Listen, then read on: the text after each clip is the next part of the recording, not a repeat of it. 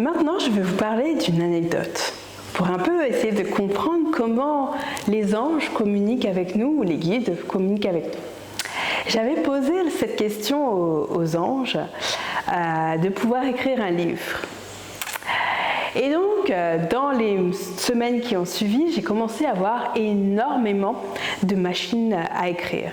Mais à des endroits vraiment incroyables en fait, dans des restaurants, ou bien j'étais partie en vacances et j'avais vu une machine à écrire, où on m'avait donné un marque-page avec une machine à écrire. Pour vous dire à quel point déjà ils avaient réceptionné la demande. Puis, ça en est suivi que j'ai rencontré des auteurs et qui me demandaient si j'étais intéressée pour écrire. Donc la demande là vraiment était très incarnée. Quelques semaines plus tard, on va dire un mois après, une maison d'édition me contacte pour écrire un premier livre. Et je donnais une conférence à Paris et du coup dans cette conférence une participante me demande à un moment donné si elle peut prendre des notes, que j'ai répondu oui bien sûr. Et elle sort un livre de son sac et en fait ça correspondait à l'agenda d'une année précédente et moi je devais écrire celui de l'année 2020. Et donc je savais que j'étais dans la bonne direction pour aller écrire dans cette maison d'édition. Donc vous voyez un petit peu comment les anges ou les guides spirituels nous envoient des messages. Ça peut être des images, ça peut être des conversations, ça peut être des propositions. Sachez que quand vous envoyez une demande aux anges, c'est tout l'univers qui entend.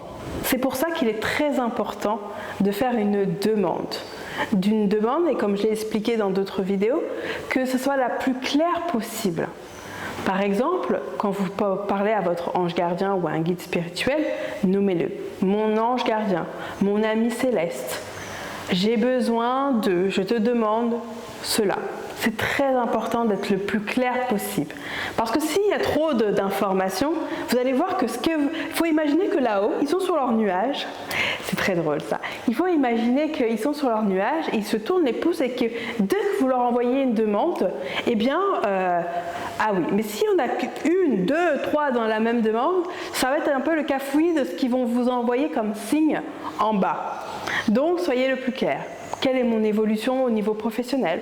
Que puis-je avoir comme conseil au niveau de la vitalité? Voilà. Et donc c'est de là, un peu comme une chasse au trésor, que les signes vont se manifester.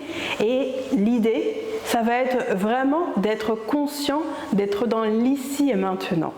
Et dans l'ici et maintenant, vos perceptions, elles s'activent.